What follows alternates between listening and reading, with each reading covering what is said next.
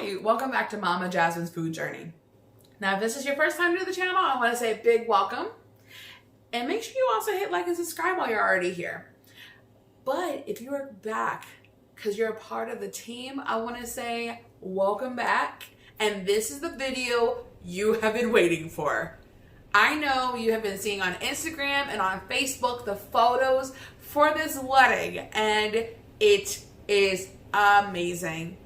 Now, for all of these cakes that are in this video, the bride and groom loved. The bride loved everything. The groom could not get enough of the rum cake. So in this series, the video is going to be a little bit longer. I want to say I apologize, but it's going to be worth your while to watch every single bit of it.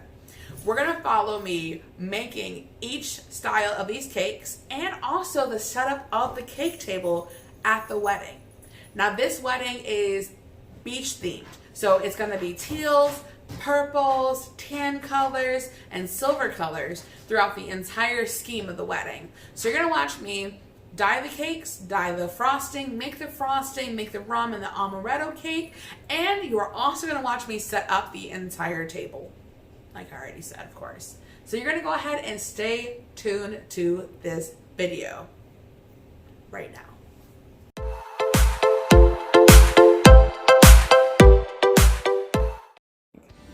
All right, we're gonna go ahead and jump right in since we don't have that much time to do all these cakes. And it took me about 14 hours to get everything completely done, but I wanted to showcase how beautiful this cake was in the process. So together with the milk, I dumped in sour cream and amaretto liqueur. I use Di Serono because, you know, that's amazing. And I can get it in a small bottle, so I don't have to have a huge bottle in the house. I mix that together, and with the other bowl, I mix the shortening and the butter together. And the link for the recipe is going to be in the description box down below because I actually got this from a website and I found it turned out really pretty amazing. Now we're going to go ahead and add in the granulated sugar because we're going to cream all this together.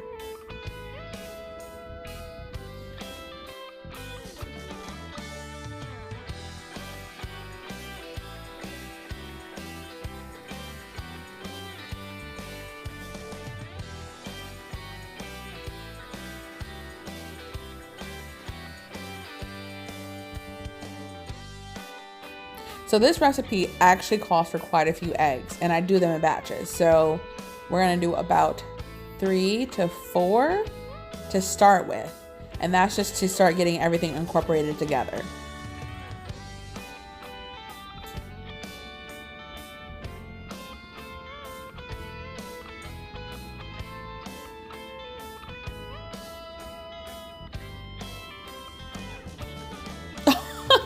You thought I was kidding. No, it's really a lot of eggs. So I started with doing about 3 to 4, and then I do 1 more at a time just to incorporate so it's pretty even.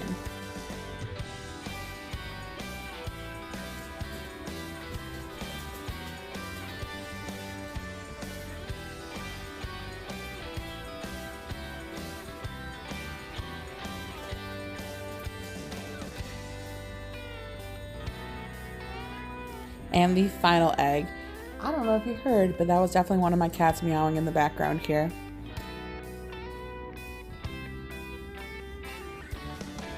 Now the last egg in, blending together, and then we're gonna start combining the rest of our ingredients.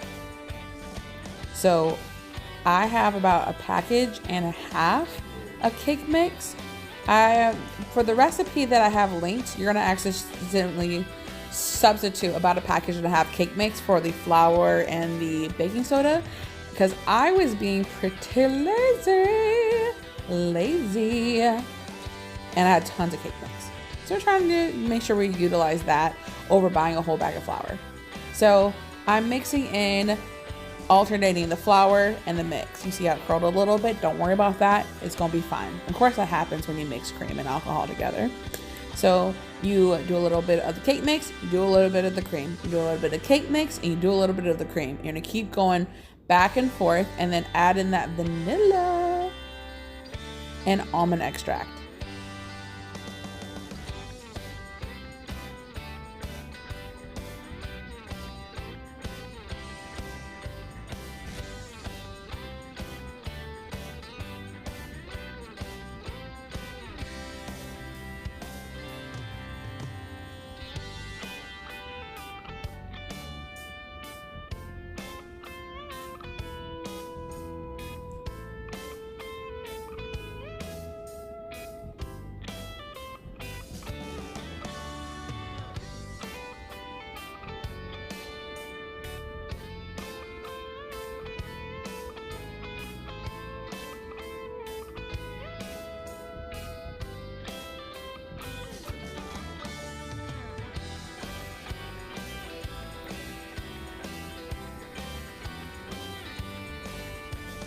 So you see that we're adding the last of the cake mix in there.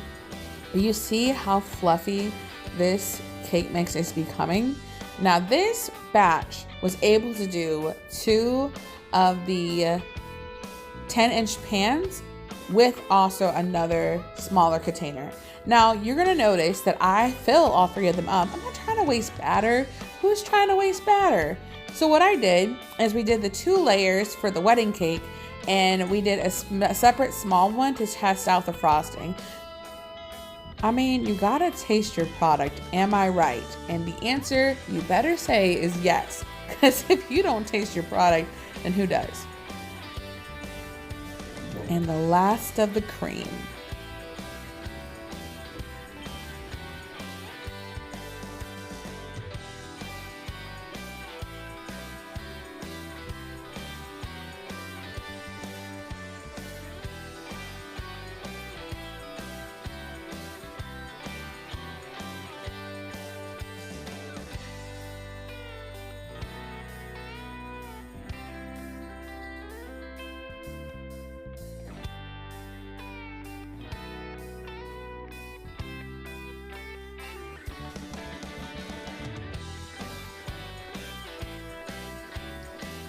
So you see how airy it is? We're gonna make sure that the bottom is scraped nicely to make sure that all of that flour and the mixture is all together.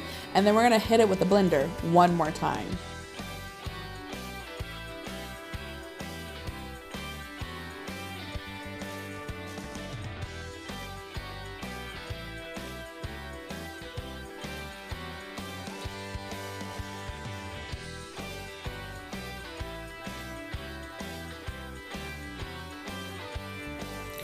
I like to use a measuring spoon when measuring out cake batter, especially for anything that's going to be a layered cake, so then the equal amount of batter is going into each one. If you have an at-home scale, you can do it that way, but your girl is broke. I ain't got no money for an at-home scale right now. No. We're going to work with what we got, and good old measuring cups works just for me because AKA balling on a budget. So we're going to go ahead and even out the levels of the cake. Now I have to tell the truth. I was trying to surprise the bride and groom by giving them a little bit of their wedding cake as a freezing item, but I completely screwed that top tier up. Honey, you see how much batter is in those pans right there? That's the proper amount of batter. Take notes. About half of your pan should be filled. See, look at that cute girl in the corner.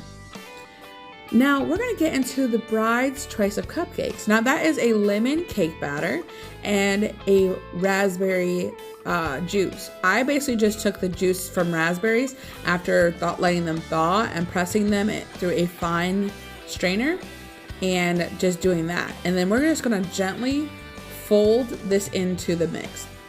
This one's nothing crazy, nothing insane. So you're just gonna bake it the regular time, 350, for about 15 minutes.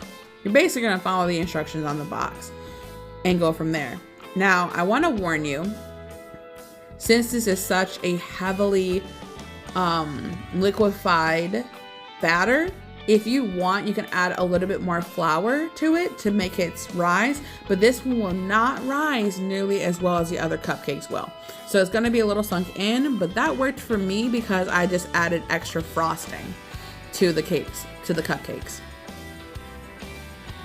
Now I did about 1/3 of a cup of batter, but I make sure, like I said, even out each one. And you're starting to see that the batter is turning a little bit purple. That's normal, that's okay. Don't freak out, it's gonna be delicious. The other one that I did, and this was so beautiful. I'm granted you guys are gonna see it. I did a deep teal cake batter with a really deep purple cake batter. And I dyed it to the colors of the bride and groom's wedding colors, and I swirled it around. So with these ones, I also did half with mostly blue and then half with mostly purple. Now that beautiful Amaretto cake is out of the oven and cooled, we're gonna go ahead and crumb coat this. I did a pretty thick layer in the middle, and I let the crusties on because it just brings a great deep flavor. This cake reminds me of almost the consistency of a pound cake. So it's gonna be a little thicker. My amazing husband, as he's filming, is like, don't you have this little thing that turns the cake? And he's right. I do. I completely forgot it. I have a turntable. And this one is a pretty affordable one. I got it from Michael's years ago when I would make cakes for people. So I have it and it is definitely handy. I can't believe I was even gonna attempt to not use it. Must have been crazy at that moment. You're gonna go ahead and carefully, yes girl, yes, carefully even it out and put it together. Just like that. I always like to do the flat top on top, so then you're having a flat top to ice. And you will see that I separated the frosting, the crumbs, from the crumb coat separately. And of course, don't forget, I'm gonna show you how to do the frosting. And it's my recipe I've been using for about 12 years now. But this is just to get all the crumbs together and get a nice hard base for our cake. This does not have to be absolutely perfect. If you are a perfectionist, by all means go to town. But I just want to make sure that all the crumbs are sealed to the cake and gives a nice firm foundation and a kind of a flatter surface to work with. So you're not worrying about all the divots and crumbs getting into your top coat. Unless that's what you're designing, I mean, then you go ahead, by all means. So you're gonna wiggle your spatula back and forth right along the edge of the cake, and then wherever you feel like there's a little bit of spot, just touch it up with a little bit of frosting. Doesn't have to be crazy, but just enough so when you do that second level, you don't see the cake underneath it. Like I said, just side to side wiggle motion. Scrape off the top, and what you're gonna do is bring it across the top and get that extra icing off so it's as smooth as you can be on the top. There you go, just like that, nice and easy. Cross top.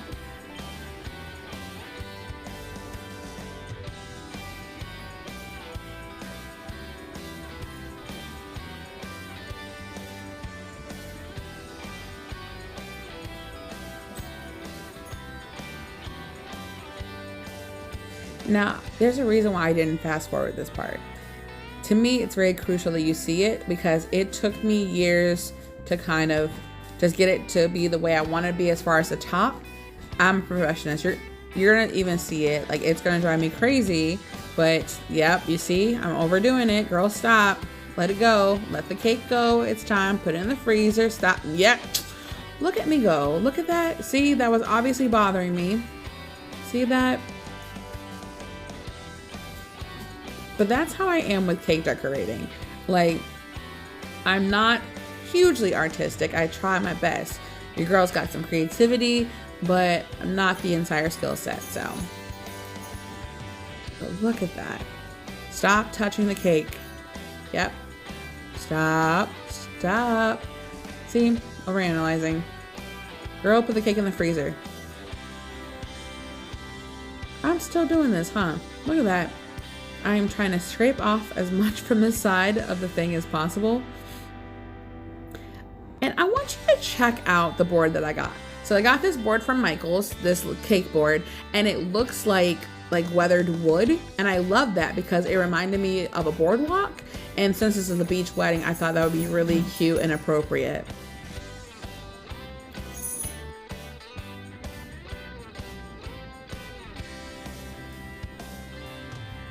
I'm finally stopped touching it. Stop worrying about it. Stop freaking out. Girl, stop. Leave the crumbs alone.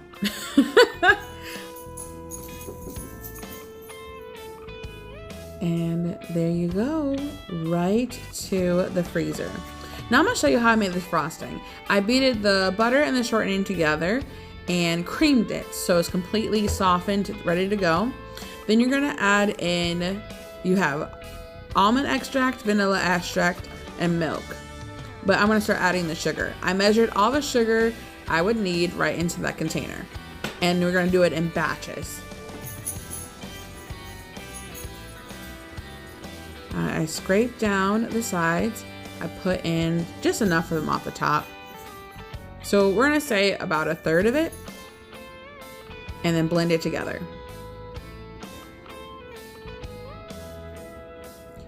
Now this little cute container that I got to blend all this in, I purposely bought them from the dollar store just because I needed multiples of it. I had about 4 batches of this frosting that I made. So this is just one of them that I made that I wanted to show you on camera how I made it. This frosting, I actually, when I was in college, was researching different wedding frosting. So I did my very first wedding cake, and this frosting was a Frankenstein of 2 or 3 recipes that I found, which is basically a basic buttercream, but to me the addition of the almond extract, and it's just imitation almond because it's made with apricot pits. Fun fact about that. But I love it because it's so flavorful. It's something that's a little bit different. And if you feel like you don't want to do almond for peanut and tree nut allergies, well, mostly tree nut allergies, peanut is obviously peanut, but you can use cherry extract or a little bit of cherry juice and get that almost similar flavor for that. So now that I've used majority of the sugar, that's how the frosting looks.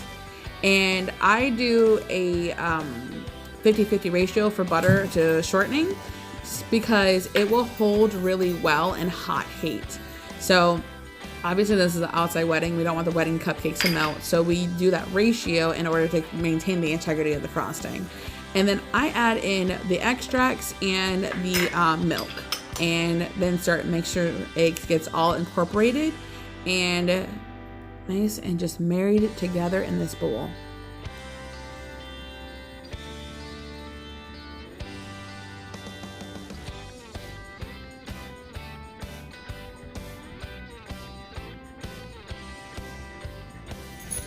Now after you get everything blended together, you're gonna scrape down the bowl side. So I went ahead and put that in the freezer to firm up a little bit, and now we're ready to decorate the tier of the cake. Now the bride and groom cut into this cake, but this is not the first cake that they ate. They opted to eat one of the lemon raspberry cakes since it was a little bit closer when they were cake cutting. So I put on a thick layer of the white icing first, just so it has a base to go with. Just to make sure it's all Gucci inside this bowl. I'm gonna really go fast forward with this. I feel like you're gonna see me, of course, do more cake decorating, but it's just smoothing down the top, smoothing down the sides, making sure we have that thick, good amount of frosting around. So A for taste, but B for color. But definitely, we're gonna go right through this.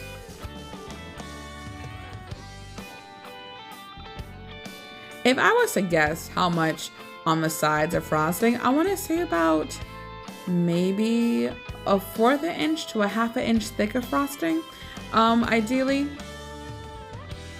If you were gonna do something like putting fondant over it, you wouldn't need that much, but this is gonna be a buttercream strictly cake. Now, my favorite part, you're gonna go ahead and spread out the icings to start smoothing them around evenly around the cake. So you're gonna take the tip of your thing and just smear it, You don't have to be eloquent or pretty with this. This is gonna make it look like it's water, like it's waves and it's like a beach. So we're gonna start with that teal that we use, same color we use for the cupcakes, but this is part of the frosting instead. So let me speed right through this. We're gonna go ahead and add on blue across the cake. And then we're gonna add on the purple in between the spots of blue, but still leaving enough white to mix it together. So yes, like that. And kind of rub it in a little bit. And right between the blue. But As you're doing this and doing this design, you're gonna kind of feel the cake. It's not a mathematical science or a rhyme or reason. It's just what you're seeing evenly across the cake. So as I'm doing this, I noticed that there was a lot of purple and below, but not enough blue. So I added more blue to the bottom half of the cake.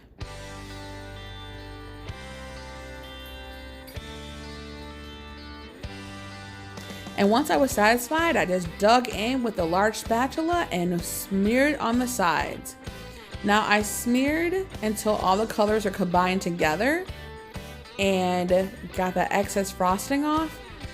But oh, it just turned out so wonderful. And it was the perfect colors to make it more aquatic. And I squiggled on the top, but then on the design, since it's an imperfect cake, I did a swirl on the top. And then I cleaned up a little bit, but I still purposely left it messy because I felt like it added charm to the cake. So after I cleaned up the sides, I went ahead and put it in the freezer. But I love the way the watercolor came out. So that's how the cupcakes baked up to be. And we did about 100 between that and the brown ones with a lemon, and that was the design. I did a simple rosette on the top with edible sugar pearls, and then for the lemon ones, I did half with the pearls and half with chocolate seashells. Now this wedding was beautiful. It was so sweet, and it was very much their personalities. I love that we were able to be there and be a part of it, but we had to hurry back and get that cupcake table set up, and it came out wonderful. Like the image I had, it was better than I expected. The cupcake table was crowded, which I loved. And we did their initials in the sand, which was brown sugar. Everything on the table is edible except for the rocks, which I made sure to make that disclaimer. And these cupcakes were just, I love looking at them because especially the blue with a little bit of purple really remind me of like planet Earth blue, or the purple remind me of the ocean. It turned out really well. And then we also have a side cake that we did for the groom, which is a rum cake. I'm gonna do that in another video for you. So that was a lot. But the wedding party team, squad, all guests, they love the cake. So it's something simplistic, affordable, but such a beautiful, beautiful product. I feel very prideful and proud of what we just created. There was a server at the venue that helped like set the cupcakes up with me and Lamar. So all three of us within 20 minutes were all hands on deck putting all the cupcakes on the stands. So I actually didn't get to record myself setting it up. But I couldn't. It was kind of one of those rush things, but I wanted to just take a couple moments to show you how the table turned out. And I thought it looked really cute. And the bride loved it. The groom loved it. The mother of the groom, or the bride, not the groom, sorry. They all loved it. And I'm just really happy. So we're going to see you in the next video. I'm looking forward to doing some more creations and looking forward for you to join me again with this journey. Make sure if there's something you're really like, I want to learn how to do this, or I want to know how you do this, comment below. I get my best ideas from the comments. I actually have 3 more videos that I'm working on based on comments alone. So take care, see you soon, and enjoy your good eating. Bye. Thank you for stopping by and watching this video. If you haven't seen the previous video, go ahead and click on the box next to me. If you haven't already subscribed and this is your first time to the channel, the little logo down there, you go ahead and click on that and you're a part of the team. Now, see you in the next video. Bye.